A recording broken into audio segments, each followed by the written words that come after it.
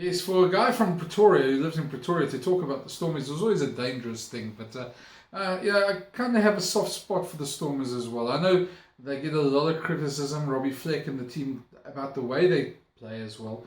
And their supporters have really high hopes about them. But you look at them, they've gone through a couple of changes, lost a number of players over the last year, and really are evolving. So this will be a very interesting way of looking at how Robbie Fleck does in his second year as coach of the Stormers. Last year they won the conference, but then got blown away in the quarterfinals by the Chiefs in that really one-sided quarterfinal. Shows you the difference in intensity.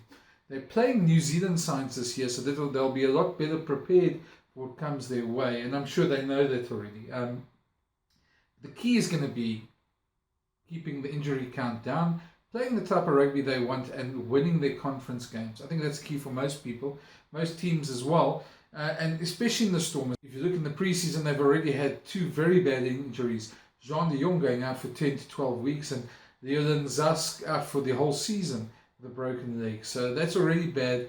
Yeah, they're a team that tends to suffer if they have injuries. They've got a lot of young talent, a lot of very good talent in the Cape always, but they need experience and they need leadership. And I think if you look at where they've lost players this last year, they've lost a number of players which they would have looked at for depth this year.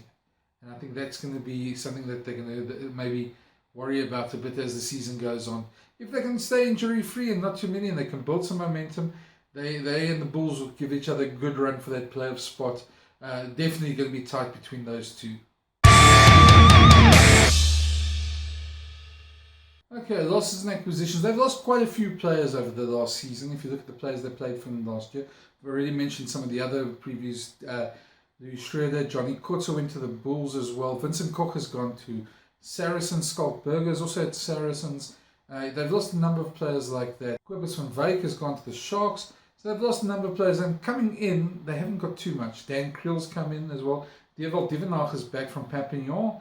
And up front, not too much. They haven't brought in too much, to be very honest. So not too many acquisitions for them. And they're going to have to really rely the depth in their own squad systems. And if that works for them well, and it's always worked well for them in the past, I must say, then they'll really do well. But they definitely a side that's really worrying about losing players, and they're losing a lot of players. There's a lot of concern in the Cape, and unfortunately there's going to be a couple more. Ollie Kebble and Chesney Colby have both already said they're gone after this season. But for this season, they're still alright. Decent squad, lots of depth, lots of young talent, and they're going to have to use the bolter. Well, there's a couple of bolters in the Western Province squad. I think the big thing for them is how their pack performs. The guys who I think are going to be crucial in this game is Robert Dupree, their flower. He's going to really be the guy who needs to take them forward, really give them that front football as well. And then out wide, I think a guy like either Dan Duplessis or Dan Kriel, one of those two will really need to play an integral part on attack. And up front, Sikumbuze Noche will have to be a lot better than he was in the last 2 years. And that's not saying he was bad. He was really a standout forward. But without Skalkberger there now, somebody's going to fill those shoes. And he's going to really have to step up. Him, Siakulisi, Nizamkar, really make a great loose trio when they're playing on the front foot. They're going to have to do it this season if they want to get to the playoffs. And it's going to be there that they're going to be tested, because they're a loose trio.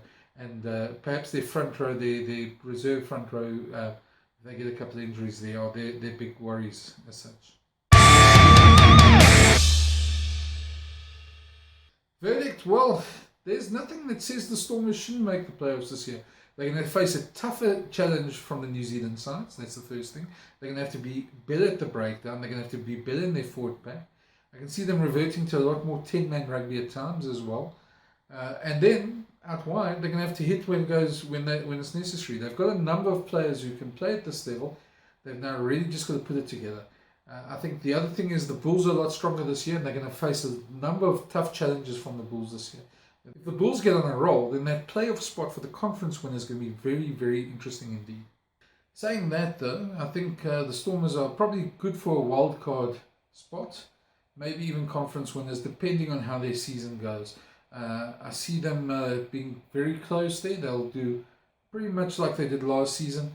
It's going to be those small margins, especially against the New Zealand teams, which will make or break their season. Thank you for watching. I hope you enjoyed the video. If you agree or don't agree, leave a comment below. Let me hear your views as well. I'll reply to them all. Then also press the subscribe button if you can. Subscribe to this channel. You'll see there's a lot more rugby views, rugby videos, and a lot more videos coming through the season. So if you subscribe, you'll get to see all of them as well.